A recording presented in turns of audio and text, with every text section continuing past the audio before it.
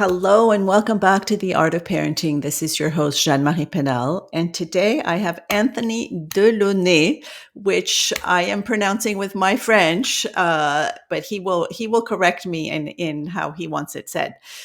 But hello, Anthony. Thank you so much for being on the podcast today and making the time for it. And we're going to be talking about children's financial literacy. So this is a new topic for me, and I'm excited to learn more from you. So welcome. Oh, thank you so much. And honestly, after hearing you pronounce my last name, I think I might want to change it, or at least go back to what it originally was. It's Delauney, but the way you said it makes me sound more professional, more elegant. I'm going to have a self-talk after this Yeah. conversation. Well, I'm sure there's a French origin to that name because, There yeah, definitely is, yeah. yes. All righty. Well, thank you for being here. And as I always like to get started, I love for my guests to define what the art of parenting means to them. Absolutely. So for me, the art of parenting is really trying to get a sense of how best can we relate to our children and bring them up in such a way that um, we're not so much preaching to them or trying to mold them in a way that we see fit, but help them to actually discover themselves, help them to find the best in themselves, and help guide them on that path. And I think that's probably one of the hardest challenges as a parent. We Mm-hmm. want to teach them from our mistakes, but on the same end, we discover kind of as we become parents, we're making some of the same mistakes our parents made. And it's just a constant game of uh, watching ourselves and also trying to do what we think is best for our children. So it's Definitely, definitely. And I love you say that, but it's also letting them make their own mistakes too, right? Like I think we try to protect them from making mistakes, but that's how we learn and that's how they need to learn. So, yeah, beautiful. Thank you. yes. And I would love for you to introduce yourself to our listeners, to our viewers, a little bit about your background and how you came to do the work that you're doing today, especially with your children's book about children's financial literacy. Absolutely. So I came right out of college and actually entered into the financial services world. I've been a financial planner for about 21 years now. And in the process of becoming a planner, starting at such a young age, I ended up getting married, purchasing my first home, having a child, having another child, just going through a lot of the different family dynamics. And I Mm. currently now have a 15-year-old. She'd get mad at me if I said 14, and a 12-year-old. And what I discovered, not only as an individual, and as a dad, but working with clients, is that I just loved helping families. Was Mm. drawn toward it. It's hard enough to figure out your own situation, but when you start to incorporate a spouse and children into the mix, it makes the planning process a lot more fun, but also a lot more complex. The analogy I often use, is that life is like a puzzle box, Hmm. and there's just as we add more family members to the mix, those puzzle pieces just seem to scatter all over the place, and it just seems kind of like we really just try to want to build a frame around that puzzle. Mm. So, for my background, financial planning became a passion. But as I got into the past, really 5 years, throughout my time as an advisor, one question that always came up was, when do I start talking to my kids? And how do I Huh. start talking to my kids about these Interesting. financial lessons? And for my transition into becoming an author, which happened about 5 years ago, it's a bit of a sad story. I actually Oh, had a cousin who was very famous in the fitness world. okay. His name was Greg Plitt, Plitt, and Greg was on the cover of over 250 fitness magazines. He was just very, very well known in that world. If you looked at his physique and you looked at mine, you might not think we were cousins, but that's besides the point. But he unfortunately passed away unexpectedly about in 2015 at the age of 37. And one of the things that he did before he passed was he just like we're doing now, had a website where members would email in questions on life and fitness, Okay. and he would answer those questions. And to kind of remember my cousin, I started watching those videos and realized a lot of his philosophies as they apply to fitness could also apply to finance. Hmm. And I thought, how could I give a testimonial to him? I decided to write a book. And that book was called Owning the Dash. And the reason it was given that title is one of his segments was actually on the concept of death, oddly enough. And owning the dash refers to on your tombstone between your birth and your death dates, the dash in between. And Huh. basically just taking ownership of your life. You only have this limited period of time to really be the best you can be, the best person, the best parent, the best professional, whatever it might be. And it's hard. It's just like you were talking about the art of parenting. That's a major step, trying to figure it out, but be your best every day and bring your best to the table. So it just was very impactful to me. And I released that book, and it was really written for young families when I wrote Okay. the first one.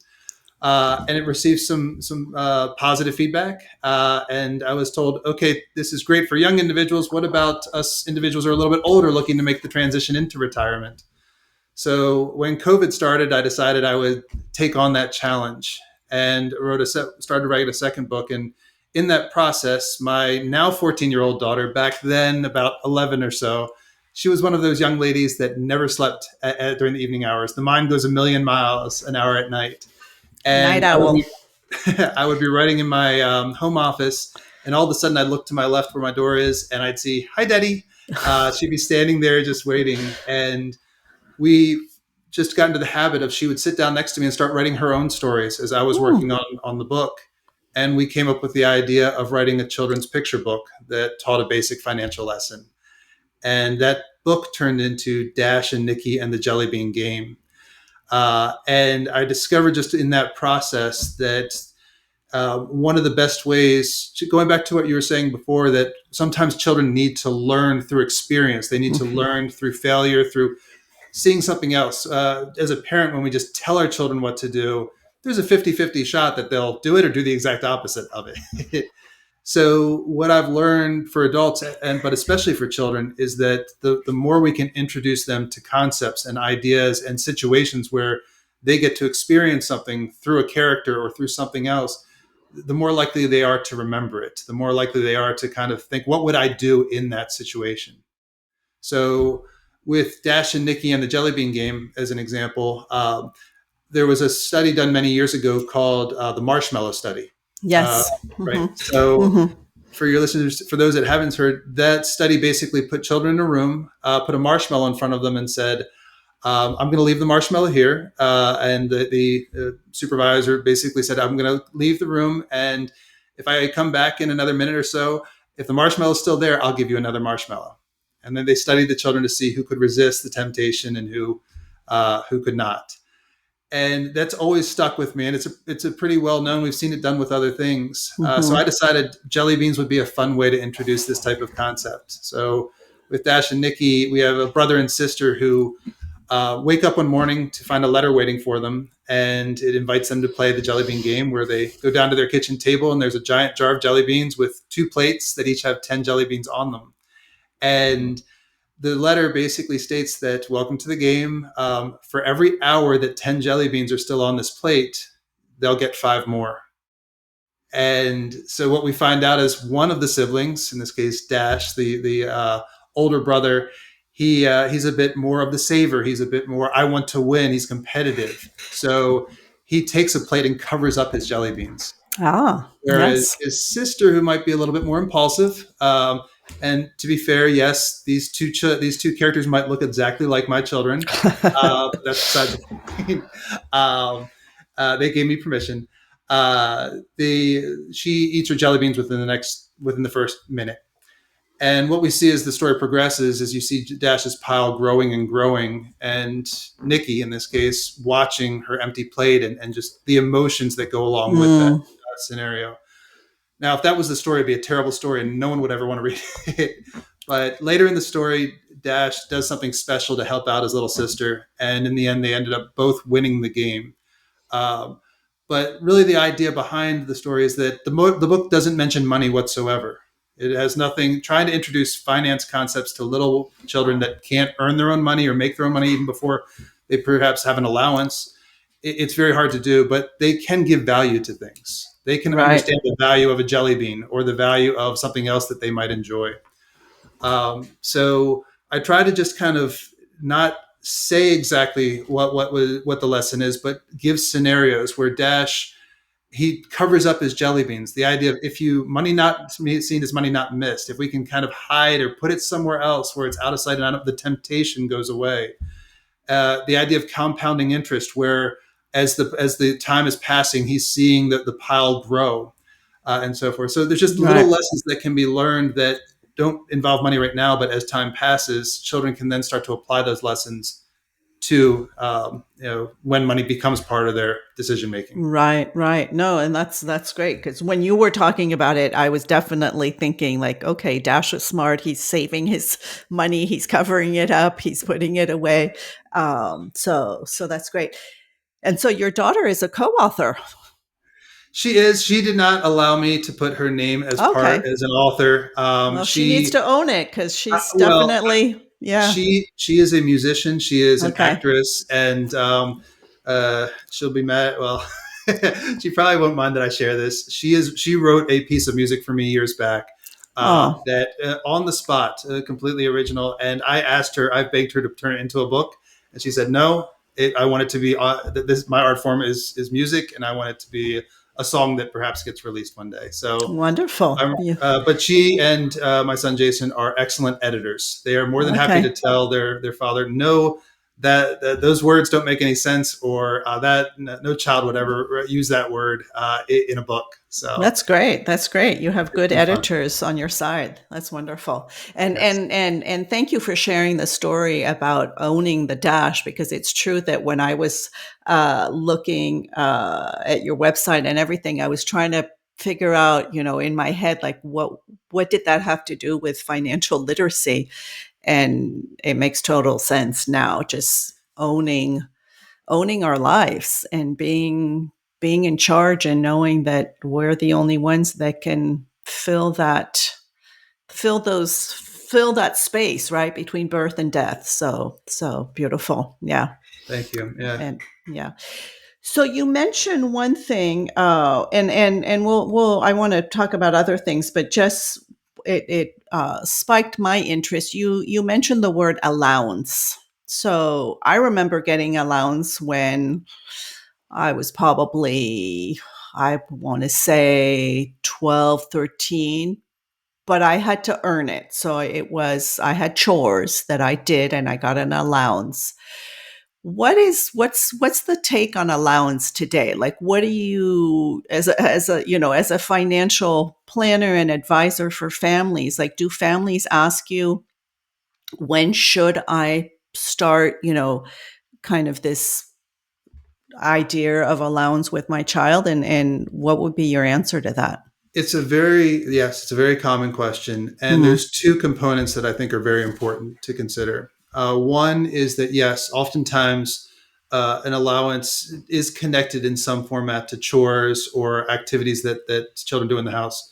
The cautionary tale is that making an allowance transactional can, if it's too transactional, it can actually create a negative scenario Right, where right, the child says, if you don't pay me, I'm not going to do these chores. Whereas there are some chores that families, when the children reach a certain age, they're part of the household responsibilities. So there may be right. additional chores. So I think that for parents, especially with young ones looking to make the transition, it's absolutely fine to bring an allowance into the mix. Um, but they want to kind of get a sense of what are the household responsibilities and what are the added chores that would lead to this. And perhaps once they get to a certain age, the child realizes that this is now part of your standard, and we're going to add these new chores to the mix, things that might be a little bit more complicated or difficult. Okay, so you're saying that we should not equate allowance to kind of household responsibilities, like you, I agree with you, but I want to be clear.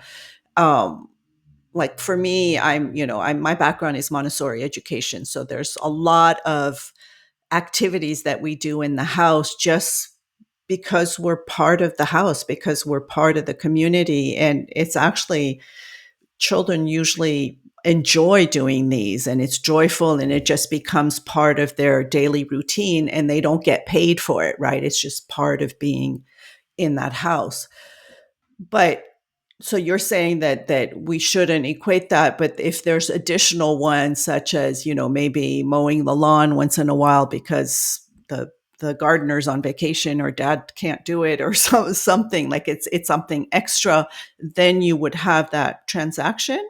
Or are you saying that we should just, after a certain age, and I would love to know what your recommendation is as to the age, we should be just giving money to our children so that they can learn to spend it and save it and give it, whatever they need to do So, with it? so there's a few parts to answer that question. Okay. One is for many parents, as we know, you can have two children and you can raise them the exact same way, and they can become totally different individuals. So, Yes. Yes. unfortunately, it is a case by case basis because Yes. some mature more.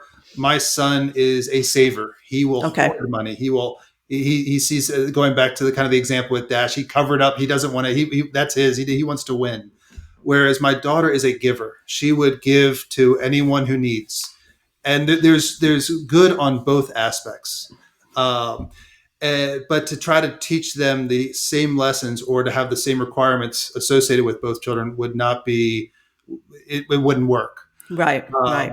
so what I think is important for parents to do before they start saying that you get money for these things is they should figure out for their household what are the core family responsibilities that uh, do we at the end of the meal take our plates to the sink? Do we make our beds in the morning? What things are things that are not kind of, oh, I'm going to pay you for doing something Right. that you Right. should be doing?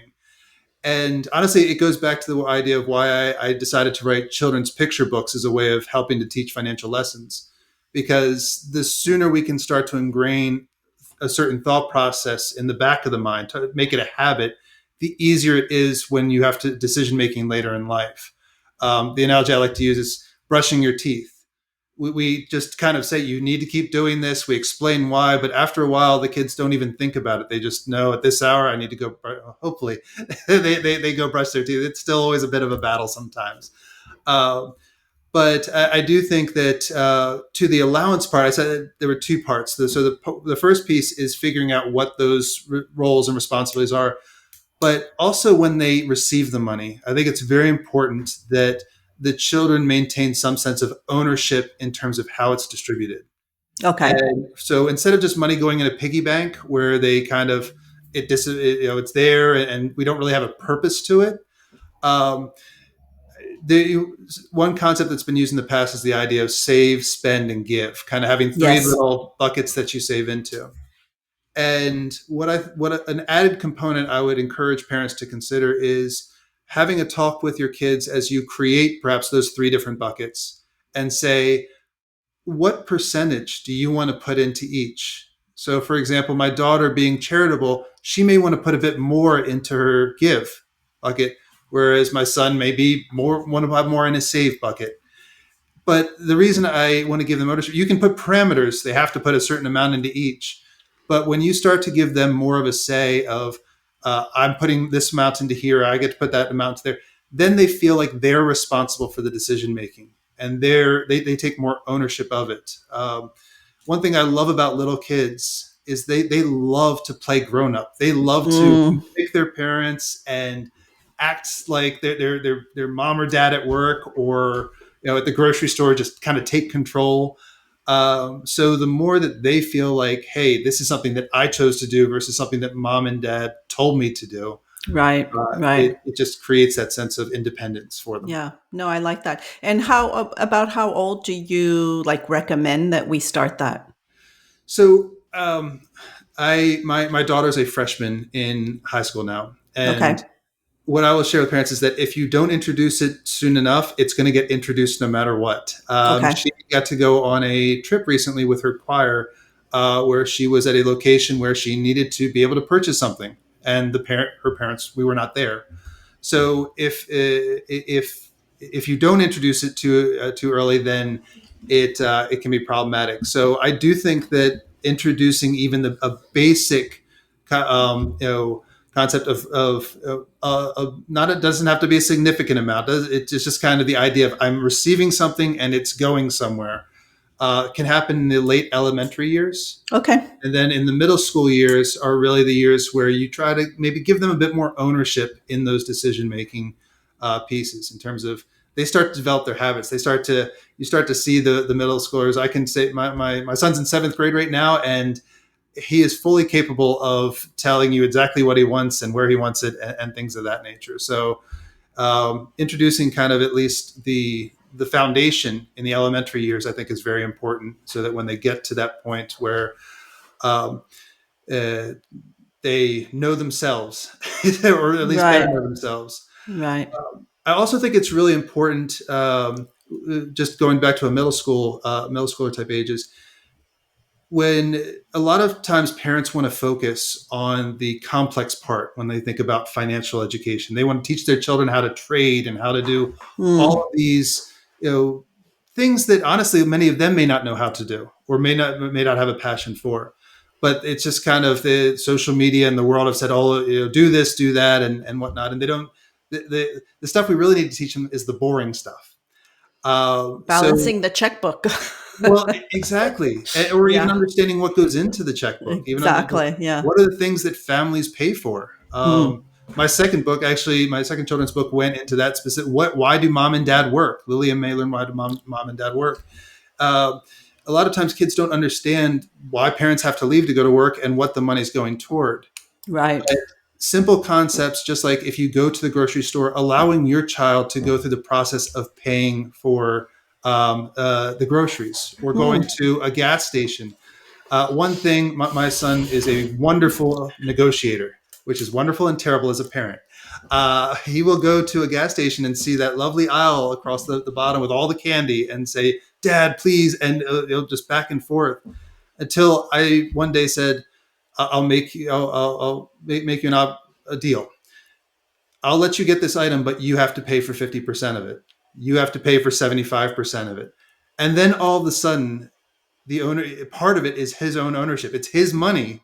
He still has Right. the opportunity to get it, but he has to choose if he's willing to give up his money. And I can tell you, for any of the parents that have savers out there, that conversation fades away almost immediately. That's great. It's true. It's when it's their own, and that they can understand they're gonna, lose something. They have second thoughts about it. Wonderful. No, that's great. Great advice too. You mentioned like that sometimes there are roadblocks in how families, adults and children, might uh, be stuck in achieving kind of maybe their financial goals, or their financial dreams. What has been for you, with all the families that you've worked, what has for you been kind of the most common roadblocks that stop us from having that financial freedom we talk about, or achieving those dreams? I love that question. The most recent book that I released was called 𝐴𝐻𝐿 and the Big Jump, and it Okay. addressed the number one area that I would say that both adults and children experience as a um, limiting factor to achieving their goals. And I almost wish I wrote that book first. But basically, the direct answer to your question is fear of judgment is the Huh. number one thing that prevents people from achieving success. And that fear can get instilled at a very young age. So, fear of judgment, oftentimes, just as a planner, what I would find when I meet with a couple for the first time is that they'd say, "Please don't judge us for the decisions we've made. Ah. Please don't,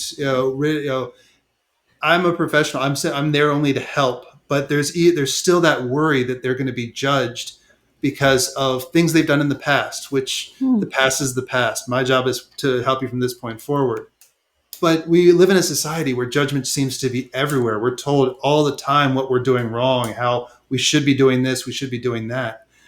And the reason I said it's so important for parents to recognize that is that going back to your comment on children need to learn to fail, the best part about being a child is you can fail in a safe environment. You have parents that are there to help you through whatever that moment is. Um, and what I found is that one of the most important things parents, I encourage them to recognize is when a child does fail, A, we Hmm. want to give them the opportunity to do it, but B, we need to be extremely mindful of how we react to their failure. If we preach at them, if we tell them why they're wrong, if we get mad, if we get upset, they're not just learning what we're saying. In fact, they probably don't even remember what we're saying. They're learning how we're reacting And to how they and how it makes them feel, right? absolutely That the whole emotion. emotional, It yeah, is it's all yeah, ingrained, and unfortunately, that internal um, pressure, that internal fear that builds up, causes children as they get to later stages of life where they have to make more important decisions. When they have to mm, make decisions about things they don't understand, a lot of times they won't ask questions because they're afraid of being ridiculed or afraid of being, looking stupid or whatever the right word is. So one of the things we want to do is we don't want to just we want them to fail and we want them to experience the failure, but we want them to know that they have a safe place that they can ask questions and talk about what they're experiencing, um, and give calm feedback versus, oh, that was the worst thing you could have done. I can't believe you made that decision. And I mean, we see it with children, but as adults, it doesn't go away. There are right, individuals in their 20s, 30s, 40s, and 50s that still feel that same anxiety and tension, um, with decision making and asking for help when they don't yeah. understand something. It's fascinating because as you're talking, I'm thinking like as a financial planner, you kind of have to be a therapist too, right? To help families kind of, I don't know, process that, right? Of like that fear, the fear of judgment, where it might come from. I mean, I'm sure you don't go in depth, but there is that, probably that conversation, that back and forth that helps them kind of uncover and see those things and be able to, you know, I don't know, invest in whatever they were Well, and afraid what I to. would say to that point is that yes, one of my biggest roles, I would say that 80% of what I do as a financial planner is, yes, we want to build a plan, and that introduces new concepts and things. But for long term planning, one of my biggest roles has been, this is you're coming, you have a plan that you've built, you have a game plan, you know what you're doing. It's a long term plan, but you heard something on TV, um, just whatever the trigger might be, that trigger is now causing you to question everything you're doing and want to Mm, completely switch gears, or make a change. And emotion and money do not go well together. That they are almost polar opposites in some ways. When we're and that's not, it's not just true of money. It's true of, going back to fitness analogies. When we're stressed, we're more likely to eat the things we're not supposed to. We're more likely to take worse care of our bodies. When we're stressed, we're likely to spend on things that we might not buy in a normal scenario. So I think the more that, individuals can be mindful of their emotions in, as it relates to finances, it relates to taking care of themselves, the that's easier it yeah. becomes. That's interesting you say that because for me, I've always like felt or heard that there's so much emotion charged with money, right? Because, like you say, what we were told about it or what we heard our parents say about money or all this, and that there's definitely an emotion. I've even heard people say that money is a relationship. Like you have to think of money as somebody that you're in relationship with. What would you say to that? Because what you're saying is like don't have emotion about money, and yet it's Well, so emotionally charged. Like when we have money, we're happy, we can spend, we can give, we can, and when we don't, we feel like, oh, so anxious and all that. So right. So I think that it goes back to, it's impossible to separate the two. The right. emotion will always be involved with money, but the more we can be aware of our emotions and try to maybe step back and take a deep breath, or not the hard part that our as parents we have for this generation with raising our children and for ourselves compared to previous generations is that the digital age has come alive, and now a money decision can happen with the click of a button on a phone. And going back to what me talking about parents wanting to teach their children how to invest, um, and I should say trade, because the word invest and trade are very different. Okay. A lot of parents want to teach their children how to trade and buy stocks and sell stocks. And there are lots of apps and things like that out there that teach children how to do it, or that give children the means to be able to try it. The problem oftentimes is that those apps are built just like other apps, like games, where when you make a trade, confetti comes down, Mm, bells and whistles go off, and then you have an emotional trigger in the back of your mind that says, "Oh, I need to do this more mm, because it makes me feel that serotonin kicks in." So it's I caution a lot of parents to not introduce certain concepts that their children may not be emotionally prepared to absorb or relate to too early. So it's far more valuable for a parent to go through the family receipts or the budget, or go out shopping and talk about, okay, we have this much to spend. Let's make a game out of it. Why don't you guys buy what you think the family needs for the week, and then we'll tally all that together and see, if there's any money left for the actual food that we need to eat versus just all the candy and stuff like that.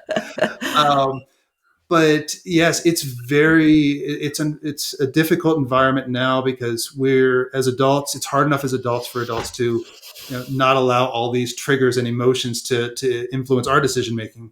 But our kids, they almost don't have a choice. They're even in mm. schools. A lot of schools are using digital learning, meaning they have laptops instead of textbooks. And it's there's a lot of good to it, of course, but there's also just this kind of everything. It can happen very quickly, and it also gives you access to other things that you may not want at this stage of their Yes. development. Yeah. Yeah, that's a whole Yeah, other sorry, I know. conversation. Sorry about that. And actually, I just had a guest the other day, the opt out family, and they've gone completely, very very low tech. And I just, I have great admiration because it's true. Like there's just a lot of not so. I mean, I love technology. We wouldn't be able to record this podcast without technology. So I love it, but for children, it's a whole other game. So okay, and so the you were saying the roadblock. One of them, with the major one that you see, is that fear of judgment. Do you see? I mean, have you come across other roadblocks that you'd want to share with I our have. viewers? I think that just obviously the emotion side is one of the biggest, because if you can get over that, then you can start asking the questions. I think that my cousin Greg had this great saying that people used to say, "How did you get in such incredible shape?" And he said, "It's not very hard for me to stay in the shape that I'm in. The hard part is the transition from It's what I getting there. was Yeah. into that position." And I Right. think that the one of the biggest things that also leads to the emotions triggering and the kind of just the analysis paralysis, as they say, is the feel not putting not taking that first step of just saying, okay, I want to build that foundation. I want to, rather than worrying about, am I going to have enough, Mm, find out, what do I need to do to get to that goal. If you're worried, a lot of times people come to meet with a financial planner when they've experienced something else. There was a death in someone's family, and they saw how that impacted the family. There was someone lost a job, and the income wasn't there, and they didn't have anything to fall back on. And so we see scenarios, and then they just kind of sit in the back of our minds and make us unsettled at night, unable to sleep. mm. So I would say that the easiest part is taking that leap and actually writing down what the concern is, writing down what the worry, what the goal is, and setting, at least finding out what you need to know to turn that goal into reality, or at least to address it. Right. If you know that you're worried about, if something happens to my spouse, the family, the kids are going to be in trouble, we're all going to be in trouble, then just take that step. And then you may find that, hey, it's too expensive, I don't want to do it, or we'll do half of whatever. but once you've done it, you don't have to think about it anymore. Right, right. Just like your son with the jelly beans, or not your son, but Dash covering up the jelly beans. Yeah, yeah. Well, wonderful. This has been super helpful. Thank you, Anthony, for all of this. I know I'd like to wrap up the podcast with a more personal question, if I may, and this is back to parenting. And so you mentioned you have a 15-year-old daughter. If you were to go back 16 years ago when you and your wife were expecting your first child, what wise words would you tell yourself knowing all that you know today? Um, I'm very grateful for my wife. I am number one. We all have our moments. We all have this, but I'm a planner and a worrier. I was voted the Okay. most worrisome person in our school, in my high school. I don't know how that was allowed, but it was. But she has been a person that was there to encourage them to take the risks and encourage them to fail in a safe environment. And I do think I'm very grateful for that, because I now, as they've gotten older, I've seen them more independent and more willing to accept ownership and responsibility and take risks and try things that, had I been too over helicopter, whatever the right term is, over involved, I may not have been. So I do think it's very important that let your kids experience as much as they can within reason, and let them fail. But for me, I think the biggest thing I would be mindful of, that I've learned more and more as the years have passed, is make sure as a parent you're mindful of how you react.